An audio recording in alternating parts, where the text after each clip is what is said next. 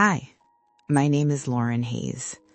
I'm 39 years old, and exactly 3 weeks ago, my divorce became official. I'm not telling you this because my story's shocking. It's not tragic. It's not filled with betrayal or abuse. I'm sharing it because it's ordinary, and ordinary stories are the ones that quietly steal years of your life.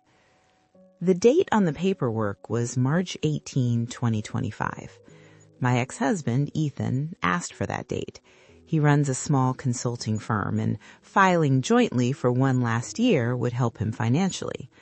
I agreed.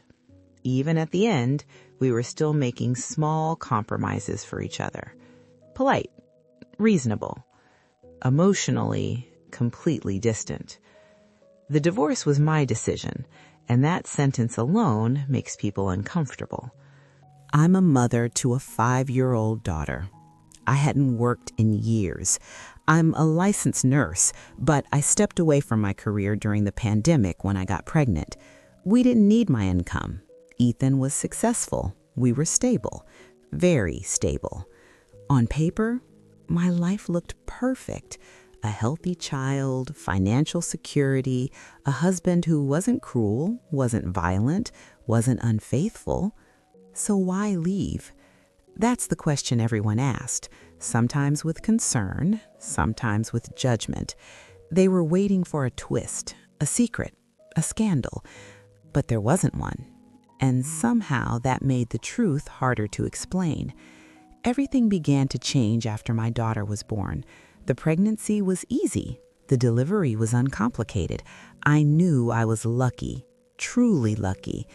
But something inside me started to unravel. Postpartum anxiety didn't knock, it flooded in. I had always been a little anxious, but motherhood magnified it into something consuming. I became obsessed with control. I stopped trusting my instincts completely.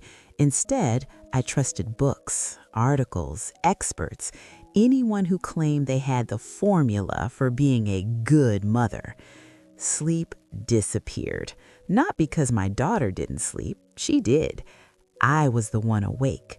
I would sit beside her crib at night, staring into the dark, heart racing, body tense, unable to rest, unable to let go. I slept only when exhaustion forced me to. An hour here, maybe 2. Then she'd wake, and the cycle would begin again. Ethan didn't see it, not because he didn't care, but because he didn't know how. In his mind, he was doing everything right. He was present, he provided, he worked hard. To him, that was enough. He couldn't see that I was drowning, and I didn't know how to ask for help without sounding angry, critical, or overwhelmed. Little by little, we stopped reaching each other. 2 people living under the same roof, sharing responsibilities, but not emotions. By the time I realized how far apart we'd drifted, I barely recognized us anymore. And that's where this story really begins, because the most dangerous relationships aren't the explosive ones. They're the quiet ones that slowly convince you this is all life will ever be. It took me almost a full year to feel like myself again. That entire first year after my daughter was born, I was in therapy, except for a 6-week break immediately after delivery. Those therapy sessions saved me. They gave me language for feelings I didn't know how to name. They slowly handed me back to myself. And here's the irony. Ethan made those sessions possible. He supported them, never questioned the expense, never once asked what we talked about. That might have been the greatest gift he ever gave me, and he never realized it. When my daughter turned 1, I made a decision. I was going to save my marriage. Not because anyone asked me to, not because of pressure, but because I believed that if something could be fixed, it deserved effort, real effort. I worked relentlessly with my therapist. I focused on becoming a better partner, a calmer partner, a less anxious one. Motherhood was finally settling into my bones, and I thought, maybe now I can show up differently. For the next 2 years, I tried everything: individual therapy, couples counseling, books, workshops, communication techniques, compromise, lowering expectations, raising patience. Sometimes Ethan came to therapy with me, sometimes he didn't, but I kept going because I believed that love, real love, was something you earned through endurance. And slowly, quietly, I ran out of energy. Emotionally, I was exhausted. Physically, too. I felt like I was constantly holding my breath. My body began protesting in ways my mind couldn't ignore. I was sick all the time, recurring infections, burning exhaustion. At one point, an ear infection became so painful that I ended up in urgent care, crying from the intensity of it. I remember sitting there thinking, why does it feel like my body is begging me to stop when my mind keeps insisting I push harder? It felt like I was beating life into something that had already ended. There was no intimacy left, not the obvious kind, but the quiet kind too, the kind where you reach for someone without thinking, the kind where touch doesn't feel obligatory. What I felt for Ethan was gentle, warm, familial, like love for a sibling or a close relative, safe, but hollow. Asking for the divorce was the hardest thing I have ever done. I truly believed it would destroy me. From the outside, it looked irrational. A supportive husband, a devoted father, financial stability, a family. Why would anyone walk away from that? My therapist asked me something I will never forget. She said, "Would you rather your daughter grow up watching two married parents who love her but are quietly unhappy, or two separated parents who are both genuinely fulfilled?" I didn't answer right away because I already knew the truth. I was deeply unhappy, and if my daughter grew up watching our relationship, that would become her model, a marriage without affection, without softness, no hand-holding, no spontaneous kisses, just shared responsibility. I wanted more for her, and I finally admitted something terrifying. I didn't want stability anymore. I wanted love. The divorce became official 7 months after we separated. No shouting, no courtroom drama, no enemies created, just signatures, quiet conversations, careful coordination for our daughter.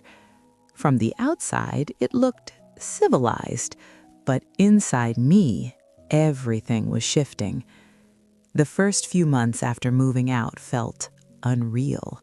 I would wake up in my new apartment, open my eyes, and for a split second forget where I was. The walls felt unfamiliar. The silence was louder than any argument we'd ever had. It felt both lighter and heavier at the same time. Lighter because I could finally breathe. Heavier because there was no one else to lean on, no shared routine, no automatic we, just me. Ethan and I remained friendly. We respected each other deeply, and strangely enough, once the marriage ended, we both seemed lighter. He became a calmer father, I became a more present mother. Our daughter thrived. She laughed more, she slept better. She adjusted in ways adults underestimate children's ability to do. People kept asking me the same questions. Are you scared? Do you regret it? Don't you worry about starting over at your age? The honest answer? No, not for a single moment. Because I know exactly what would have happened if I had stayed. I would have grown smaller, quieter, disconnected from myself. I spent years trying to make something work that had already reached its end. I gave everything I had, and there is peace in knowing when to stop. My daughter deserves a mother who is whole, who is happy, who shows her that choosing yourself doesn't mean being selfish. Sometimes it means being brave. There are nights now when my apartment is completely quiet. No toys on the floor, no small footsteps, no familiar sound of another adult breathing beside me. And yes, sometimes that quiet scares me. I sit on the couch with a cup of coffee that's already gone cold, and for a brief moment, the doubt creeps in. Did I do the right thing? Did I destroy something good because I wanted more? But then I remember what staying felt like. I remember lying next to someone I respected, cared for, and trusted, yet still feeling unbearably alone. I remember silencing my needs because everything looked fine. I remember shrinking parts of myself so the peace wouldn't break. That loneliness was louder than this silence could ever be. People often say, at least you weren't abused, at least you weren't betrayed, at least he was a good man. And they're right, he was. But love is not measured only by what someone doesn't do wrong. Love is also presence, touch, warmth, desire, connection. And the absence of those things slowly erodes you, even if no one can see it happening. I used to believe leaving meant I failed, that I didn't try hard enough, that I was selfish. But here's the truth I learned too late, and maybe you don't have to. Choosing yourself is not abandoning your family. It is refusing to abandon your soul. My daughter deserves a mother who is alive inside, a woman who shows her that love isn't something you endure, it's something that expands you. One day, she will grow up and make her own choices, and when she does, I want her to know that staying silent in discomfort is not strength. Courage sometimes looks like walking away from something stable to honor something real. I am still scared, I am still rebuilding, and no, everything is not magically perfect. But I wake up breathing deeper, standing straighter, trusting myself again. And that matters more than any illusion of harmony ever did.